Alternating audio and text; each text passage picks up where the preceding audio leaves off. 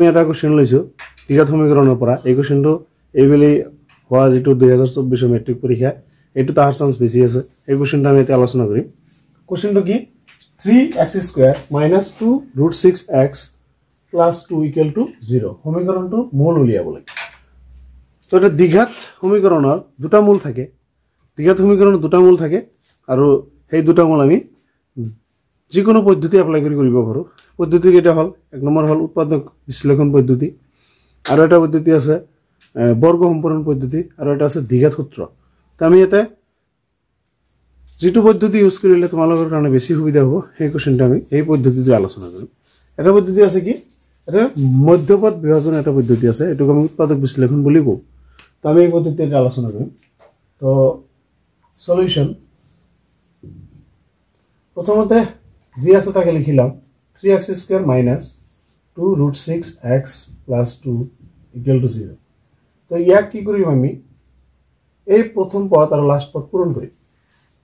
তো প্ৰথম পদ আৰু লাস্ট পদ যদি পূৰণ কৰা তো কি হ'ব 3 * 2 = হ'ব 6 তো 3 * 2 = 6 হল তো এটা কিমান আছে 2 √6 আছে তো এবাৰ এই √6 ৰ 3 * 2 = 6 হল তো আমি এই দুটা যদি যোগ বিয়োগ কৰো এই মাজৰ পদটো মিলব নেকি নিমিলে তো আমি কি কৰিব পাৰিম এই √6 মানে 6 ক আমি এনেকৈ লিখিব পাৰো √6 * √6 লিখা যাব না √6 * √6 লিখা যায় তো √6 আৰু √6 যদি আমি ইনটু কৰি দিও কি আই যাব আমাৰ 6 আই যাব তো ইয়াৰ পৰা আমি কি লিখিব পাৰো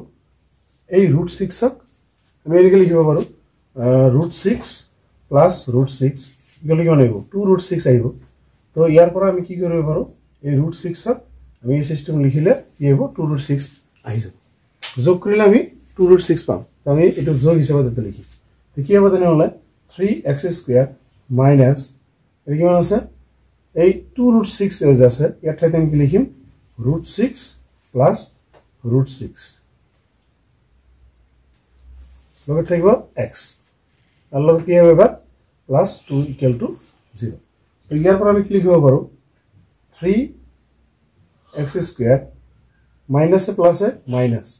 √6x minus plus -√6x + 2 = 0 √6x - √6x + 2 = 0 তো এই √6 আর √6 কোৰ পৰা আহিল নিশ্চয় বুজি পাইছা এতি কিমান আছে 3 * 2 = হল 6 এই 6 ক আমি যদি এই দুটো যোগ বিয়োগ কৰো মাজবৰটো নিমিলে সেই কাৰণে আমি 6 ক কি লিখিব পাৰো 1 * 6 লিখা যায় তো 1 * 6 মানে কি 6 হ'ব এই 6 ক আৰু এনেকৈ লিখা যায় √6 * √6 তো আমি যদি √6 আৰু √6 যোগ কৰি দিও কিমান পাম এই 2 √6 পাই যাম এটা যোগ কৰি দেখাই দিছো 2 √6 এবাৰ আমি কি লিখিম এই √6 2 √6 ৰ ঠাইত আমি কি লিখিম সে √6 + √6 এটা লিখি দিছো লিখি দিয়াৰ পিছত এবাৰ মাইনাসে প্লাসে মাইনাস √6 দিয়ে x পূৰণ কৰি দিম √6 হ'ব √6x হ'ব আৰু মাইনাসে প্লাসে হ'ব মাইনাস √6 দিয়ে x পূৰণ কৰিলে কিমান হ'ব √6x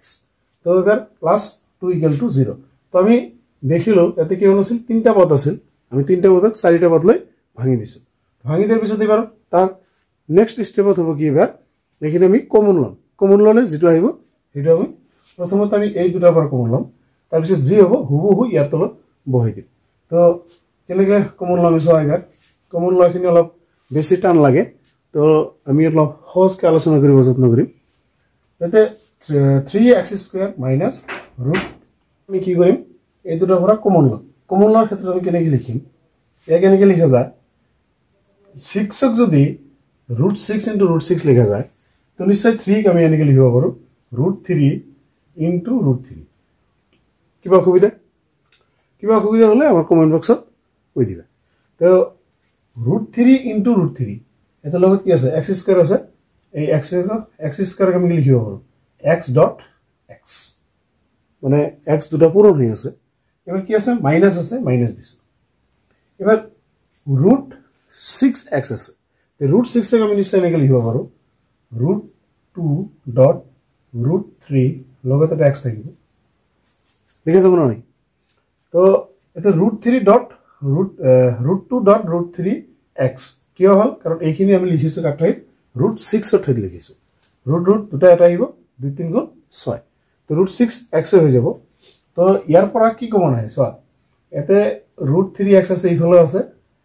আছে দুটাৰ পৰা এটা √3x কমন আহিব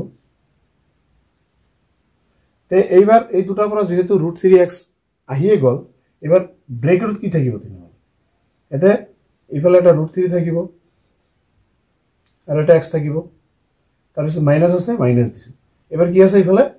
√3x আছিল এটা আমি লৈ আহিছো কাটি দিছো থাকিল কি এতবা কি থাকিল √2 এটা √2 থাকিল তে এইটো কমন ল হৈ গল এনেকৈ আমি কমন লম তে কেনেকৈ লইলো আৰু একবাৰ কৈ আছো এটা √3 আছে 3 আমি লিখিব পাৰো √3 * √3 এইটো যদি পূৰণ কৰি দিয়া কি হ'ব চোৱা এটা √3 * √3 যদি কৰা কিমান আহিব √3 হোল স্কয়াৰ তো স্কয়াৰেৰ ৰুটটা ক্যান্সেল যাব থাকবে কিমান 3 থাকি যাব তো ইয়াৰ পৰা 3 পাই গলো তো আমাৰ মানৰ কোনো পৰিৱৰ্তন হোৱা নাই তো 3 আমি কি লিখিব পাৰো √3 * √3 লগত এটা x আছে x কি আছে দুটা আমি এনেকৈ ভাঙি লিখিব পাৰো আৰু কি আছে তে √6 আছে এই √6 ক আমি লিখিব পাৰো √2 ডট √3 ডট মানে পূৰণ বুজাইছে √2 ডট √3 লগত এটা x আছে x দিছে এইফালে কি আছে √3x আছে ইফালে √3x আছে এই দুটাৰ পৰা এটা √3x কমন আহিব এইফালে কি থাকিব এটা √3 থাকিব লগত এটা x আছে x থাকিব মাইনাসৰ পিছৰখিনি এবাৰ কি আছে এটা √2 এটা বাকি আছে √2 টা বহাই দিছো তো এইখিনি আমি ইয়াৰ পৰা কমন লৈ পাইছো কিমান পালো √3x ব্ৰেকেট থাকিব √3x -√2 এটো জি পাইছা এটো হুবহু ইয়াৰ তলত বহাই দিয়া ইয়াৰ তলত যদি বহাই দিবা কিমান আহিব √3x -√2 = 0 তো এইখিনি পৰা আমি কমন লৈ জি পাইছো এটো হুবহু ইয়াৰ তলত বহাই দিছো এবাৰ কি কৰিম এতে আছিল কিমান আছিল এতে √6x তুমি লিখিছা কিমান √3x তে কিমান বাকি আছে তেনেহলে √3 ৰ লগত কি পূৰণ কৰিলে √6 হৈ যাব √3 ৰ লগত নিশ্চয় √2 পূৰণ কৰিলে কিমান হ'ব √6 হৈ যাব তে এবাৰ চোৱা এতে মাইনাস আছিল মাইনাসটো বহাই দিয়া এতে কিমান হ'ব তেনেহলে √2 তো এইখিনি আমি কমন লৈ এইখিনি কৰি দিলো তো এই দুটাৰ পৰা কি পালো আমি এইটো আৰু এইটো সেট একে আছে দুটা মিলি এটা লম আমি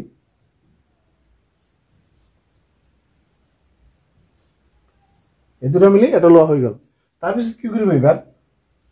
যি দুটা মিল নাই সেই দুটা আমি এনেকৈ লিখিম √3x -√2 মানে প্ৰথমতে মিল খিনি একেলগে লিখিম তাৰ পিছত যিখিনি মিল নাই সেইখিনি আমি বেলেগ কৰি লিখিম এইবাৰ নিশ্চয় তুমি এই পদটো 0 বুলি ধৰিব পাৰা মানে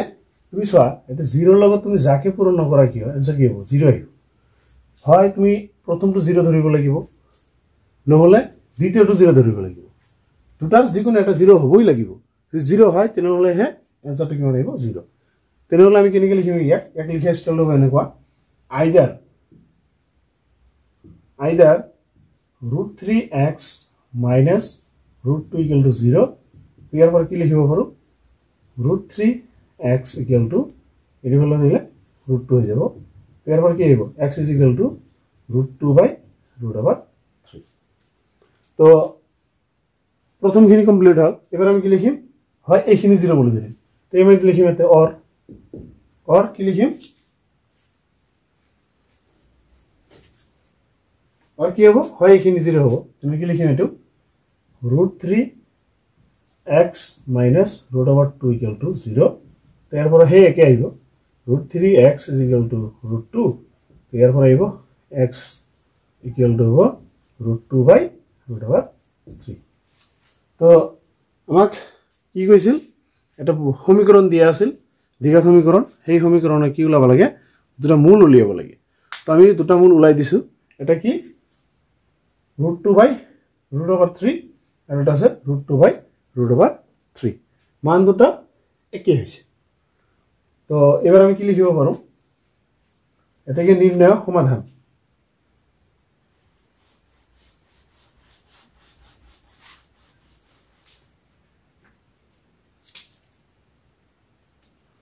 এটাকে নিৰ্ণয়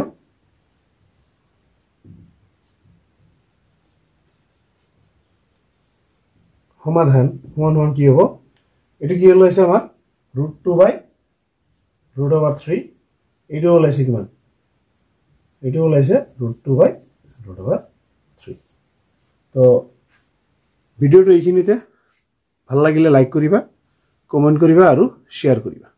আৰু আমাৰ চেনেলটো সাবস্ক্ৰাইব কৰিবা